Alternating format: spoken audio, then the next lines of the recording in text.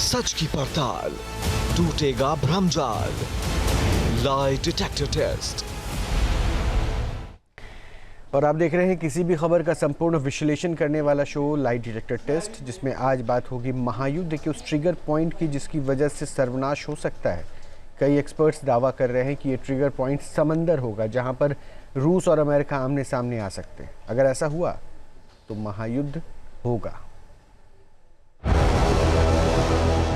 Baltic में महायुद्ध के सायरन का सच।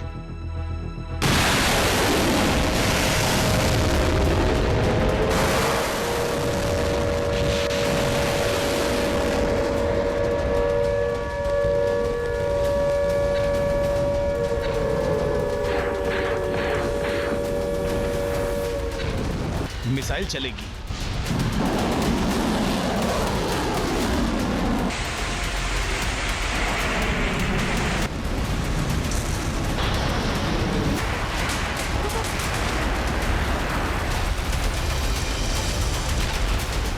हवाई हमला होगा,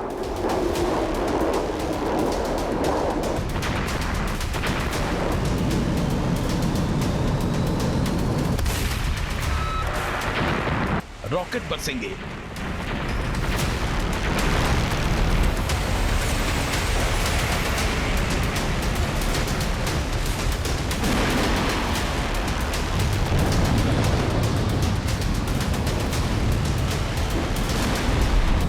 ड्रोन अटैक होगा,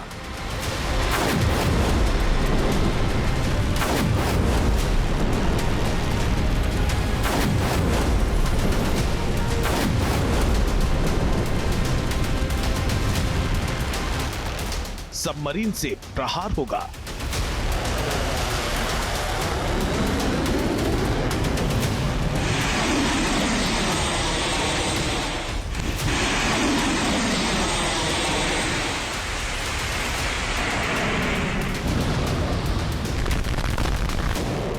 आसमान से लड़ाकू विमान बम बरसाएंगे,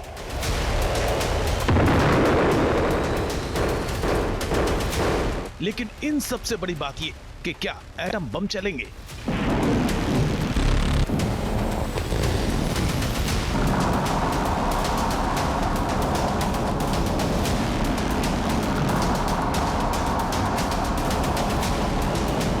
क्या हिरोशिमा और नागासाकी से भी बड़ा न्यूक्लियर हमला होगा?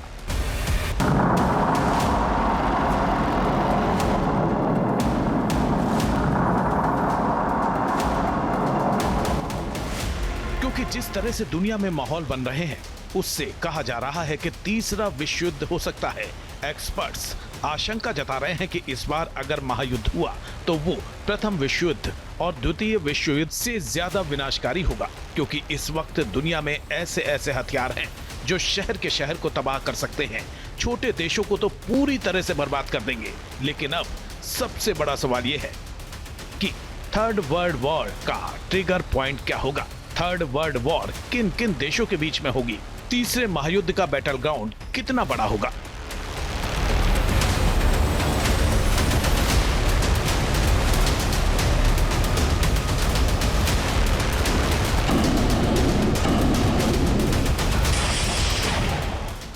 बाल्टिक में रूस बड़ी तैयारी कर रहा है। जिस तरह से पिछले कुछ महीने से अमेरिका और नाटो देशों के जरिए कलिनिनग्राद को लेकर बयान दिया जा रहा है, जिस तरह से दावा किया जा रहा है कि अगर रूस को बैकफुट पर करना है तो कलिनिनग्राद से रूस का दबदबा हटाना होगा।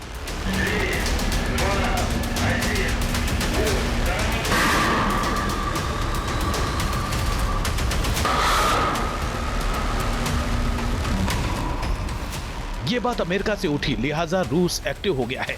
रूस की ओर से बाल्टिक में युद्धाभ्यास किया गया। रूस का Karakurt class guided missile corvettes Baltic में गश्त कर रहा है। रूस ने इसको coastal and open sea operations के लिए बनाया है। रूस की नेवी में ये 2018 में कमीशन हुआ था।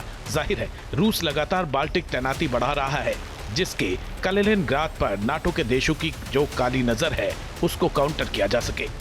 कलिनिनग्राद की सुरक्षा के लिए रूस पेंटसिर एम सिस्टम का इस्तेमाल कर रहा है। रूस का हथियार सभी जगह पर तैनात हो सकता है जाहिर है कलिनिनग्राद की सुरक्षा के लिए रूस ने पेंटसिर एम सिस्टम को काराकट क्लास गाइडेड मिसाइल कारवेट्स पर तैनात किया है। पेंटसिर एम सिस्टम 1 मिनट में 1000 राउंड फायर कर सकता है। Есть цель Азимут 152, дальность 15, высота 2. Есть по первому пуску разрешен. По первому пуску. Пуск.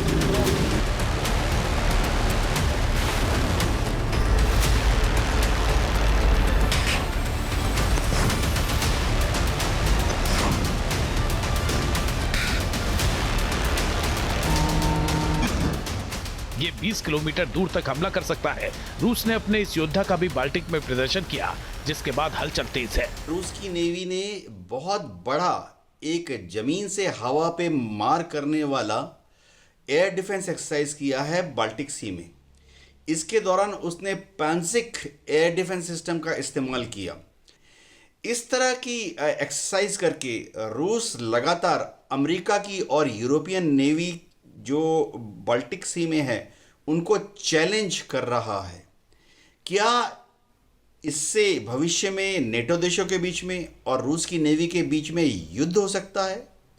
ऐसा शायद ना हो, क्योंकि रूस कभी नहीं चाहेगा कि अगर वो इस वक्त यूक्रेन के साथ युद्ध में उलझा हुआ है, ऐसे नाजुक मौके पर बाल्टिक सी में भी एक युद्ध का नया क्षेत्र या नया सेक्टर शुरू हो जाए। बाल्टिक देशों को भी कलिनिनग्राद कुछ खास आता नहीं है। कलिनिनग्राद रूस से सैकड़ों किलोमीटर दूर पोलैंड और लिथुआनिया के बीच स्थित है। ये 15,100 वर्ग किलोमीटर का एक छोटा भूभाग है, लेकिन रणनीतिक लिहाज से काफी महत्वपूर्ण है। कलिनिनग्राद छोटा होने के बावजूद रूस के लिए बेहद ही रणनीतिक महत्व रखता है। इससे रूस को बाल्टिक सागर तक सीधी पहुंच का दूसरा मार्ग मिलता है।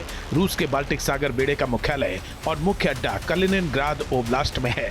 कलिनिनग्राद में रूस का न्यूक्लियर अड्डा है, जो पोलैंड और लिथुआनिया की सीमा से सटा है। दावा किया जाता है कि कलिनिनग्राद न्यूक्लियर अड्डे पर रूस ने करीब 100 एटम बम तैनात किए हैं। कलिनिनग्राद यूरोप के सबसे सैन्यीकृत हिस्सों में से एक है। ऐसे में ये क्षेत्र सैन्य लिहाज से रूस के लिए बहुत ज्यादा महत्व रखता है। सोवियत संघ और अमेरिका के बीच तनाव कोल्ड वॉर के दौरान हुआ था और तभी से ही अमेरिका रूस की घेराबंदी में जुट गया। सेकेंड वर्ल्ड वॉर के खत्म होने के बाद से, यानी कि 1945 से ही कलिनिनग्राद रूस के पास है और तभी से रूस के कब्जे वाला यह हिस्सा अमेरिका को खटकता है। रूस को काउंटर करने के लिए ही अमेरिका ने दुनिया का सबसे बड़ा संगठन बनाया। कोल्ड वॉर का आगाज 12 मार्च 1947 को हुआ। इसके 2 साल बाद ही यानी 4 अप्रैल 1949 को अमेरिका ने दुनिया का सबसे बड़ा सैन्य गठबंधन बनाया, जिसका नाम रखा नाटो। इसका मकसद तब के सोवियत संघ यानी रूस को काउंटर करना था।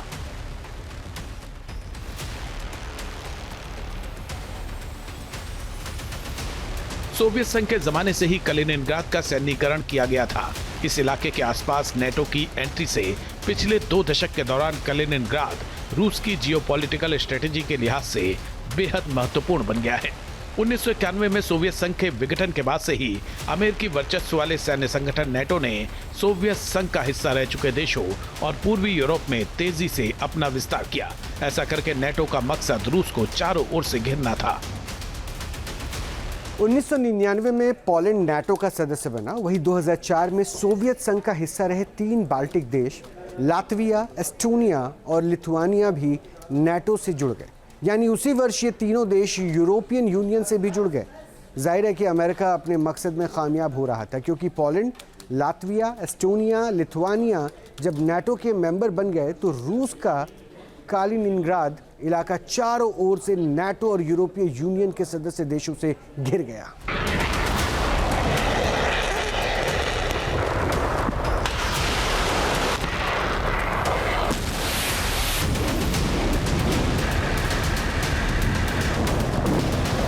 जाहिर है इन देशों के जरिए अमेरिका रूस की घेराबंदी करने लगा। नेटो के इन देशों में अमेरिका के बेस बन गए। पोलैंड में तो अमेरिका ने अपना सबसे विध्वंसक लड़ाकू विमान F-35 भी तैनात किया है। मकसद साफ है कि किसी भी तरह से रूस पर दबाव बनाया जा सके। पोलैंड में F-35 की तैनाती अभी हाल के कुछ महीनों में की गई है। जाहिर है इसकी वजह से रूस और भी चौकन्ना है। globalsecurity.org के मुताबिक रूस ने कालिनिनग्राद में न्यूक्लियर क्षमता से लैस इस्कंदर बैलिस्टिक मिसाइल तैनात की है। रिपोर्ट्स के मुताबिक रूस कालिनिनग्राद में कम से कम 24 इस्कंदर मिसाइलें तैनात कर चुका है।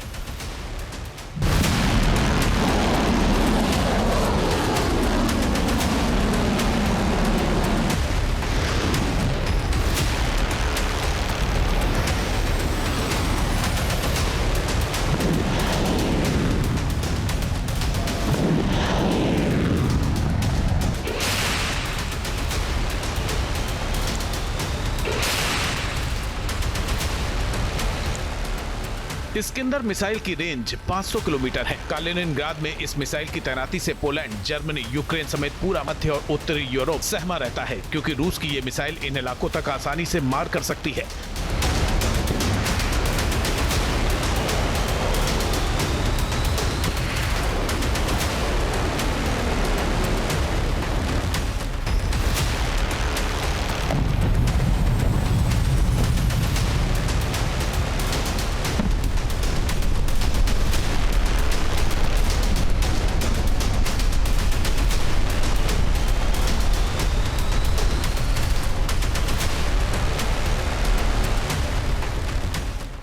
तभी तो जब कालिनिनग्राद पर कब्जे वाली बात को अमेरिकी अफसर ने दोहराया तो क्रेमलिन की ओर से साफ कहा गया कि नाटो का हमला रूस पर माना जाएगा, जिसका जवाब न्यूक्लियर हमला भी हो सकता है।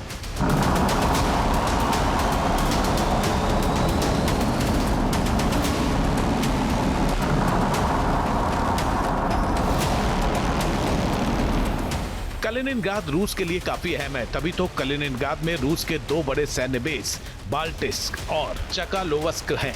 बाल्टिस्क में रूस का नेवल बेस है, जबकि चकालोवस्क में उसका नेवल एयर बेस है। बाल्टिस्क में रूस के कम से कम 6 बड़े जहाज तैनात हैं, वहीं चकालोवस्क में उसने बड़ी संख्या में हेलीकॉप्टर तैनात कर रखे हैं।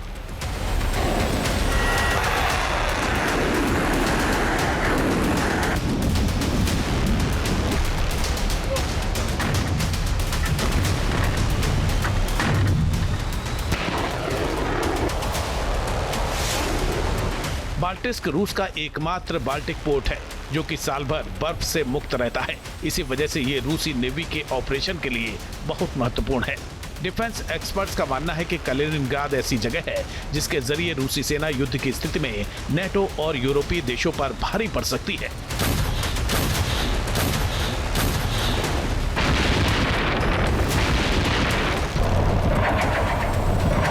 कालिनिनग्राद के जरिए रूस बाल्टिक सागर में यूरोपीय और नाटो देशों की आवाजाही पर पूरी तरह लगाम लगा सकता है। माना जाता है कि भविष्य में नेटो के साथ युद्ध होने पर कालिनिनग्राद रूसी अभियानों के लिए एक महत्वपूर्ण लॉन्च पैड होगा। दरअसल कालिनिनग्राद सुवाल्की गैप के पास स्थित होने की वजह से भी महत्वपूर्ण है। सुवाल्की गैप एक 65 किलोमीटर लंबा जमीन का टुकड़ा है जो कि कालिनिनग्राद को बेलारूस से जोड़ता है, लेकिन सुवाल्की गैप नेटो सदस्य देशों पोलैंड और लिथुआनिया के बीच में पड़ता है। अगर रूस सुवाल्की गैप पर कब्जा कर ले तो वो पोलैंड और तीनों बाल्टिक देशों लिथुआनिया, एस्टोनिया और लातविया का नेटो के बाकी देशों से संपर्क काट सकता है।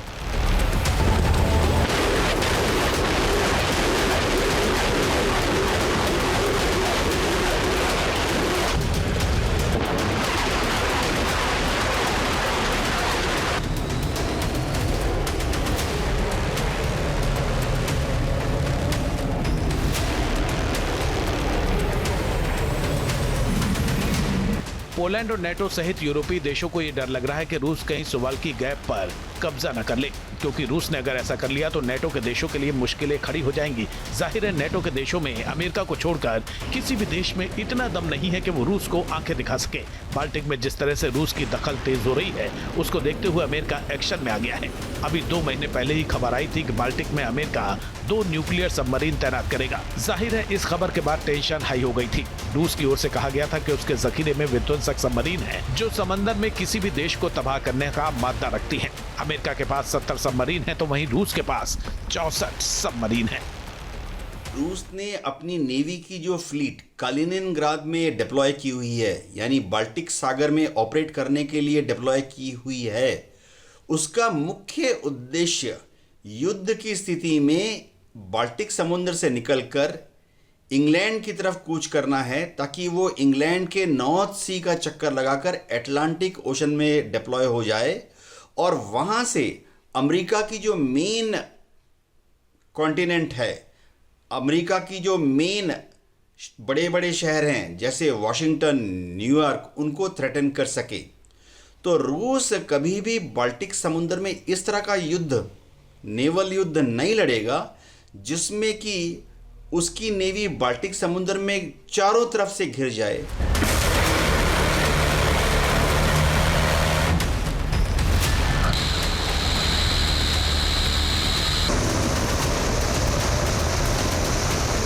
जाहिर है समंदर में दोनों देश काफी ताकतवर हैं। यही वजह है कि अब कहा जा रहा है कि थर्ड वर्ल्ड वॉर का फ्लैश पॉइंट समंदर होगा। जानकार बता रहे हैं कि बाल्टिक में महायुद्ध की चिंगारी सुलग रही है। अगर ये भड़की तो महातबाही मच सकती है। रूस और अमेरिका जैसे देश जब आमने सामने होंगे तो महातबाही होगी। News nation. जहां भक्ति है हर शब्द में, कथाओं में छुपे हैं दिव्य रहस्य और ज्योतिष देता है जीवन को दिशा। धर्म से जुड़ी हर बातों को जानने के लिए हमारे चैनल स्तुति को सब्सक्राइब करें। चैनल पर जाने के लिए इस लिंक पर क्लिक करें।